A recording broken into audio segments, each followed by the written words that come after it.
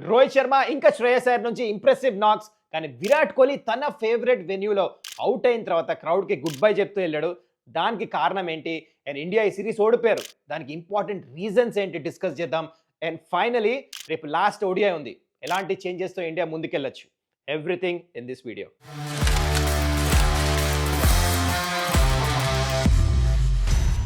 నమస్కారం, welcome to Suman's dugout. ఈ వీడియోలో చాలా ఇంట్రెస్టింగ్ థింగ్స్ ఉన్నాయి మీతో షేర్ చేసుకోవడానికి. వన్ బై వన్ వెళ్దాము. First one, Rohit Sharma score అయితే చూస్తున్నారు. సెకండ్ ఓడిఐ ఎంత మంచి పర్ఫార్మెన్స్ చేశాడు. కానీ దానికంటే ముందు తను చేసిన ఫిట్నెస్, ప్రాక్టీస్ ఇదంతా అభిషేక్ నాయర్తో ఇండియాలో చేశాడు.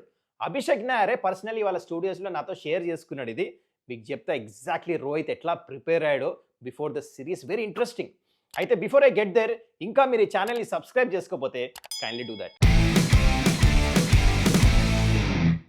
నిన్న రోహిత్ శర్మ పర్ఫార్మెన్స్ తర్వాత నేను అభిషేక్ నాయర్ని అడిగా. మా స్టూడియోస్లోనే ఉంటాడు తను. హిందీ ఇంకా ఇంగ్లీష్ కామెంటరీ ఇస్తానికి వచ్చాడు జియో స్టార్ స్టూడియోస్కి. అయితే యాక్చువల్లీ ప్రిపరేషన్ ఎట్లా ఉంది అని చెప్పేసి తన్నే అడిగా. ఎందుకంటే తనే దగ్గరుండి చూసుకుంది మొత్తం ప్రాక్టీస్, ఫిట్నెస్ ఇదంతా మీరు సోషల్ మీడియాలో చూసే ఉంటారు. అయితే తను కొన్ని ఇంపార్టెంట్ పాయింట్స్ చెప్పాడు. ఈ ప్రిపరేషన్ ఎట్లా చేశారో ముందు ఈ సిరీస్ కంటే ముందు. దాంట్లో ఇంపార్టెంట్ పాయింట్స్ మీతో షేర్ చేసుకోవాలంటే నెంబర్ 1, ఈ మొత్తం సిరీస్ కంటే ముందు 2 months తను బ్యాట్ పట్టుకోలే అంట. ఫస్ట్ తను ఫోకస్ చేసింది ఫిట్నెస్ మీద. 8 weeks, అది జిమ్ అయినా రన్నింగ్ అయినా so many things he has done. And 7 kilos తగ్గాడంట ఫస్ట్ ఆ 8 weeksలో. And next stage net practice, hours together thousands of balls కొడతానే ఉన్నాడంట. అంటే to get into that shape, అంటే మజిల్ మెమరీ బిల్డ్ అవ్వడానికి. దాంట్లో 130 to 135 వేసే బౌలర్స్ని, అండ్ అభిషేక్ నాయర్ అకాడమీ అయితే ఉందో అక్కడ బౌన్సీ పిచెస్ ఉన్నాయి. అక్కడ he started playing lot of balls అనమాట. కొడతానే ఉన్నాడు. మ్యాచ్ గ్రూవ్లో వచ్చాడు. And close to the body, అంటే ముందే సిచ్యువేషన్ అర్థం చేసుకున్నారు. ఇక్కడ ఆస్ట్రేలియాలో పిచెస్ బౌన్సీ ఉంటే, ఇంకోటి అగ్రెసివ్ ఆడితే ప్లాన్ చేయలే అంట. ముందే యాంటిసిపేట్ చేశారు. మిచెల్ స్టార్క్, దాని తర్వాత బౌలర్స్ ఉన్నారు కదా, హేజల్వుడ్, వీళ్ళందరూ బౌన్సీ పిచ్ మీద టైం తీసుకొని close to the body bouncy పిచ్లు ఎట్లయితే ఆడాలో అలా మ్యాచ్ సిమ్యులేషన్ చేసి క్రియేట్ చేసి ప్రాక్టీస్ చేశారంట. దాని తర్వాత మోస్ట్ ఇంపార్టెంట్ చూడండి, థర్డ్ పాయింట్ ఏంటంటే, మీకు గుర్తుంటే శివాజీ పార్క్ వెళ్ళాడు. మీరు సోషల్ మీడియాలో చూసే ఉంటారు. ఫుల్ క్రౌడ్ వచ్చింది. అది కావాలని వెళ్ళారంట. ఎందుకు? టు క్రియేట్ దట్, అంటే క్రౌడ్ గ్రౌండ్లో వస్తారు కదా, ఆ సిమ్యులేషన్ క్రియేట్ చేస్తాను. అంటే మ్యాచ్ ఆడుతున్నట్టు, ఫుల్ క్రౌడ్ ఉన్నట్టు, తను బ్యాటింగ్ చేస్తున్నట్టు ఆ సిమ్యులేషన్ కావాలని క్రియేట్ చేశారంట.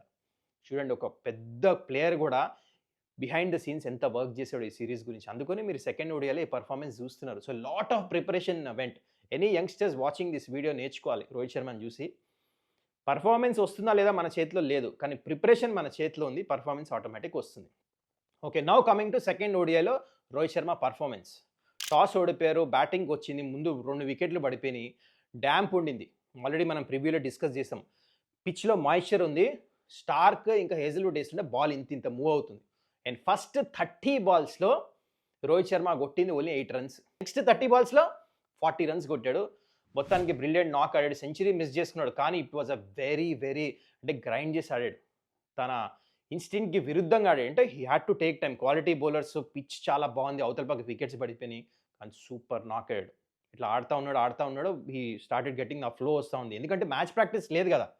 ఎనీవే సూపర్ నాక్ అయ్యాడు. మీకు ఈ నాక్ ఎట్లా అనిపించింది కింద కమెంట్ చేయండి. Also about his preparation, I think that was really very impressive. ఇంత అచీవ్ చేసిన తర్వాత కూడా ఇట్లా ప్రిపరేషన్ కదా, చాలా నచ్చింది నాకు. Not only Rohit Sharma, vice captain Shreyas Iyer కూడా చాలా ఇంప్రెసివ్ బ్యాటింగ్ చేశాడు. 77 balls తను కొట్టింది 61. రోహిత్ శర్మ మీద ప్రెషర్ రాకుండా స్టార్టింగ్ నుంచే బ్యాటింగ్కి వచ్చినప్పుడు అగ్రెసివ్ ఇంటెంట్తో బ్యాటింగ్ చేశాడు. ఆ పిచ్ మీద అంత ఈజీ కాదు, అనుకూలంగా లేదు బ్యాటింగ్. అప్పుడు బాల్ బాగా మూవ్ అవుతుంది, కానీ సూపర్ బ్యాటింగ్ చేశాడు. Very impressive once again. ఈ నాక్ తర్వాత శ్రేయస్ అయ్యర్కి చాలా కాన్ఫిడెన్స్ వస్తుంది.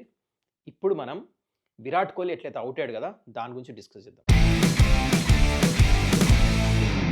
Virat Kohli favourite venue Adelaide Oval, high expectations ఉండినాయి.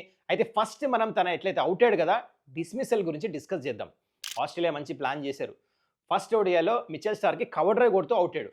సో తన మైండ్లో అదే ఉండింది. సెకండ్ ఓడిఐకి దాని గురించే ప్రిపేర్ అయ్యాడు. Out side off stump plan ఉంది ఆస్ట్రేలియాకి అని చెప్పేసి మనం చూసాం జియో స్టార్లో వీడియోస్ కూడా మీరు చూస్తుంటే. Out side off stump balls బాగా ప్రాక్టీస్ సెషన్స్లో వదిలేస్తాము, కవర్ డ్రైవ్స్ మీద ఎక్కువ ఫోకస్ చేశాడు.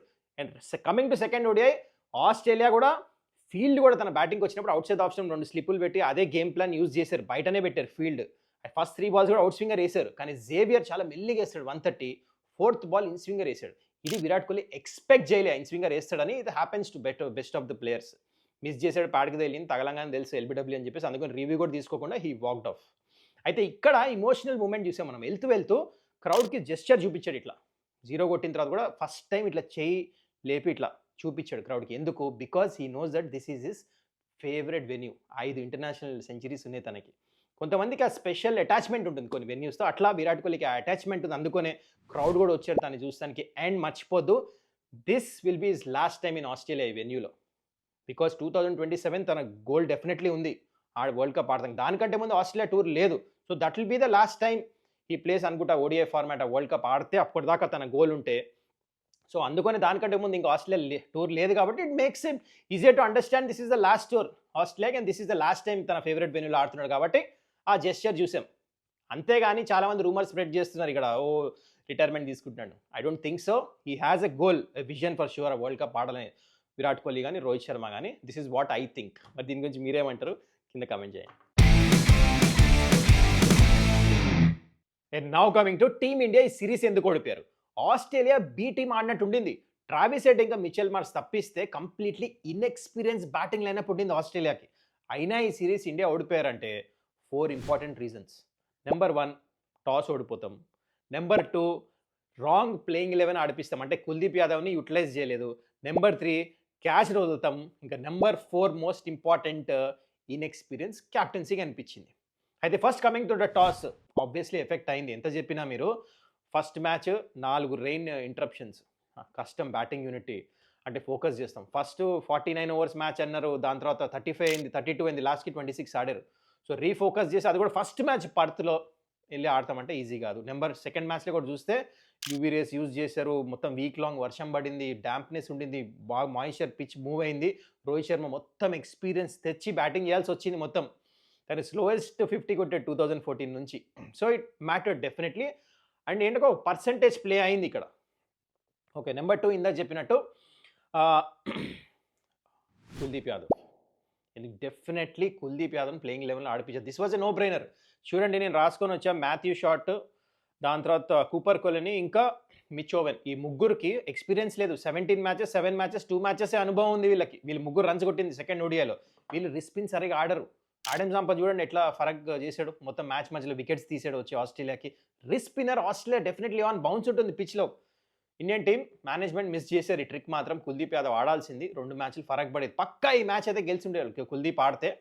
Somehow he's omitted from the team. Very strange ఇది. అండ్ దాని తర్వాత క్యాచ్ వదలటం, సిరాజ్ మియా క్యాచ్ వదిలేడు, దాని తర్వాత అక్షర్ పటేల్ కూడా క్యాచ్ వదిలాడు. షార్ట్ది 2 క్యాచ్లు వదులుతాం. ఇంపార్టెంట్ టైమ్స్లో క్యాచ్ వదిలితే సిరీస్ గెలుస్తాం, కానీ మ్యాచ్లు గెలుస్తాం కష్టం. నెంబర్ 4 ఇందా చెప్పినట్టు గిల్ క్యాప్టెన్సీ. ఇంగ్లాండ్లో ప్రామిస్ చూపించాడు, అగైన్ ఆ సిరీస్ గెలవాలి, డ్రా అయింది. కానీ ఓడిఐలో we're expecting much more from Gill, ఎందుకంటే he's part of Indian team. కాకపోతే మరీ హై ఎక్స్పెక్టేషన్స్ లేవు, కానీ డెఫినెట్లీ బెటర్ దాన్ దిస్. అంటే ప్రొయాక్టివ్నెస్ అనపడలే. ఎట్లయితే ఆస్ట్రేలియా క్యాప్టెన్ మిచ్ మార్ష్ చేశాడు, మీరు చూడండి, బ్రిలియంట్ క్యాప్టెన్సీ చేశాడు. 8 బౌలింగ్ ఆప్షన్స్ ఫాస్ట్గా చేంజ్ చేశాడు. దాని తర్వాత ఇవాళ ఫాస్ట్ బౌలర్స్ వాళ్ళు మిచెల్ స్టార్క్ ఇంకా హేజిల్వుడ్ వేసినప్పుడు హేజిల్వుడ్ని కంటిన్యూ చేసి లాంగ్ స్పెల్స్ చేయించాడు. అంటే మెయిన్ బ్యాటర్స్ ఉన్నప్పుడు అటాక్ చేశాడు. ఈవెన్ 45th ఓవర్లో కూడా స్లిప్ పెట్టాడు. అగ్రెసివ్ క్యాప్టెన్సీ చేసి ఈ వాజ్ మేకింగ్ థింగ్స్ హ్యాపెన్.